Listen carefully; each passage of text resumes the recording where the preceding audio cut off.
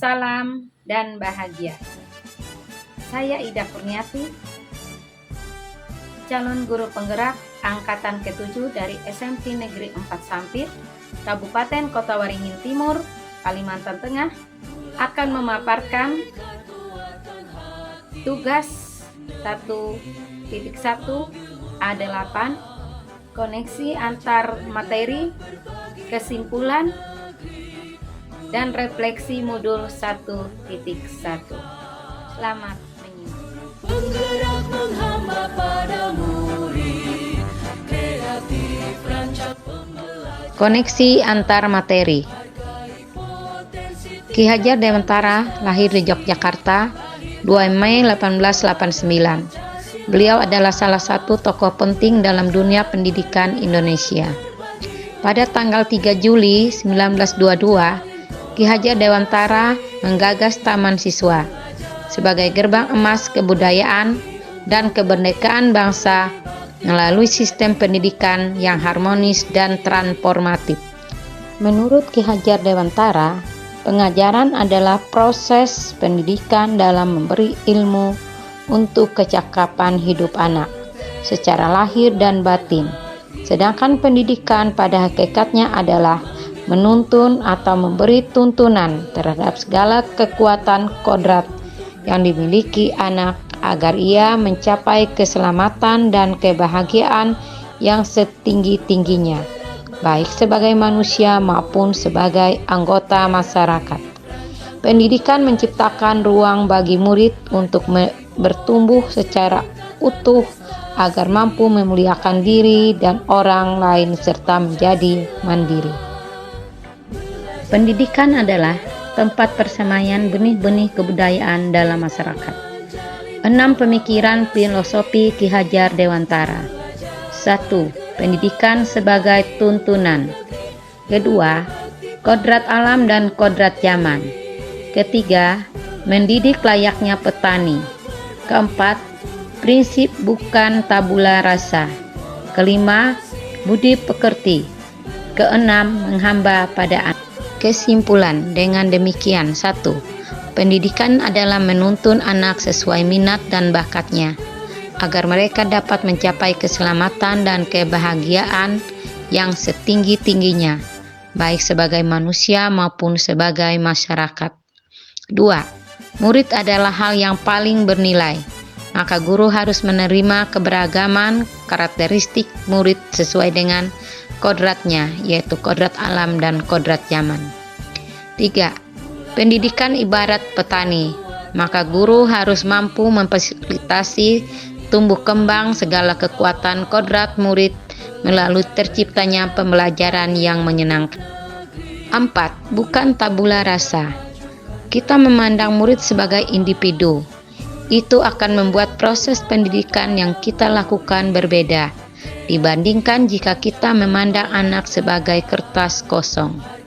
Sebagai pendidik, kita hanya dapat menuntun tumbuhnya atau hidupnya kekuatan-kekuatan itu, akan memperbaiki lakunya, bukan dasarnya.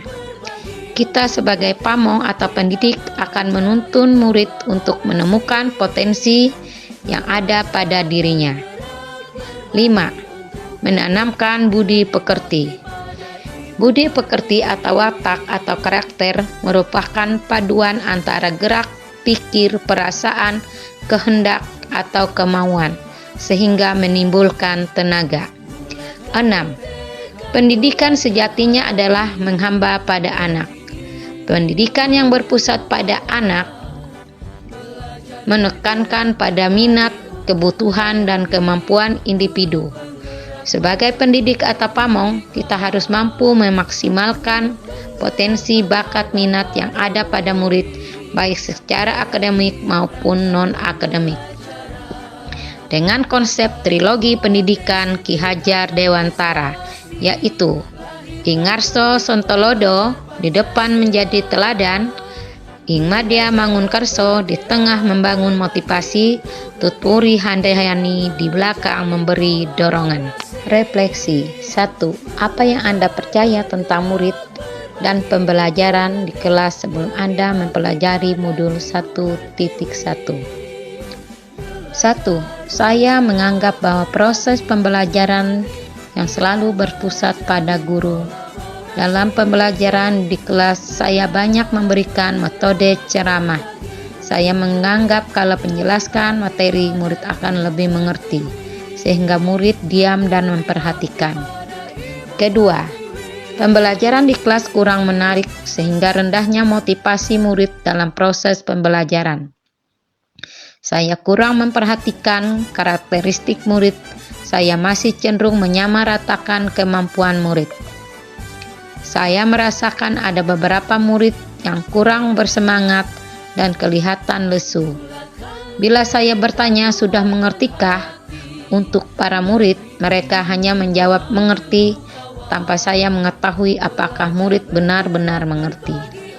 3. Saya kadang menghukum murid apabila murid tidak mengerjakan tugas-tugasnya.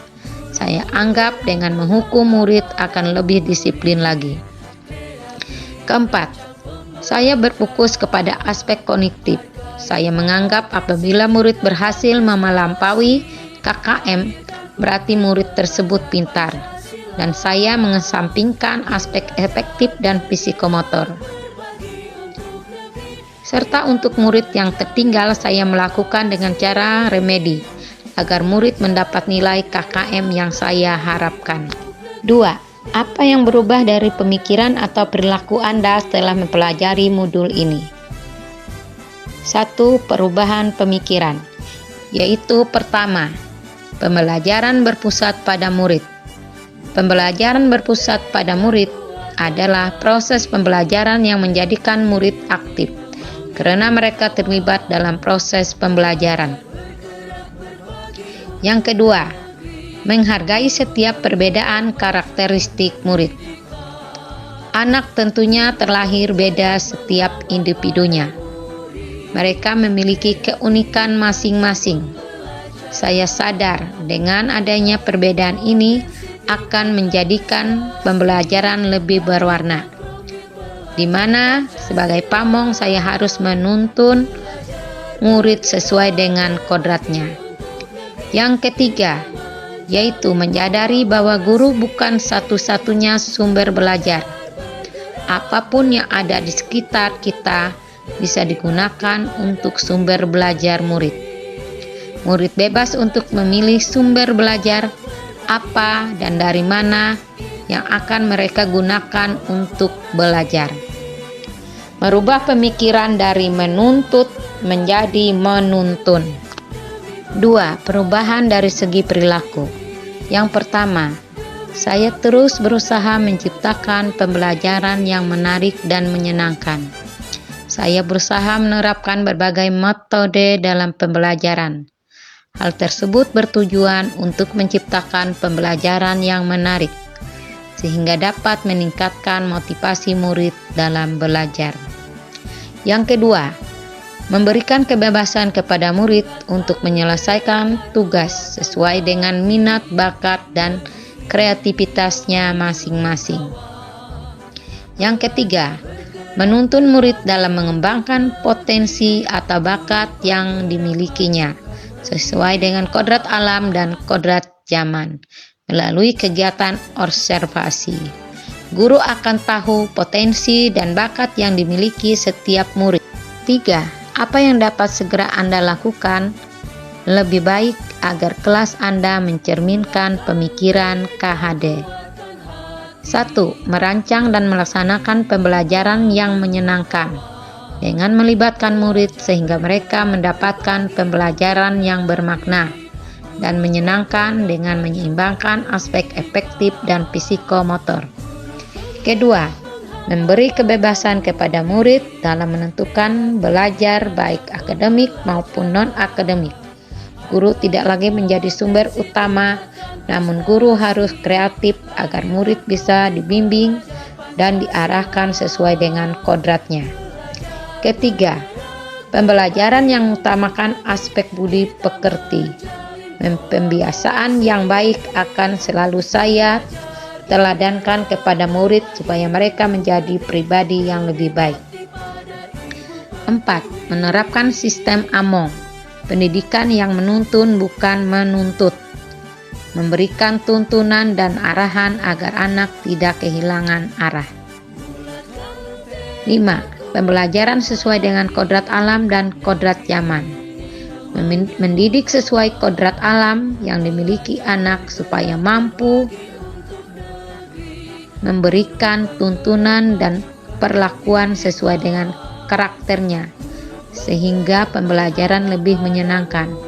Kemudian tetap terbuka dan selalu mengikuti perkembangan zaman yang ada, namun tidak bertentangan dengan nilai-nilai kemanusiaan dan konteks sosial budaya yang ada. 6. Menerapkan pembelajaran berbasis kearifan lokal. Burung belibis di balik semak, menunggu burung kian mendekat. Terima kasih sudah menyimak. Semoga tugas ini bermanfaat. Salam dan bahagia, Bapak Ibu Guru Penggerak. Terima kasih.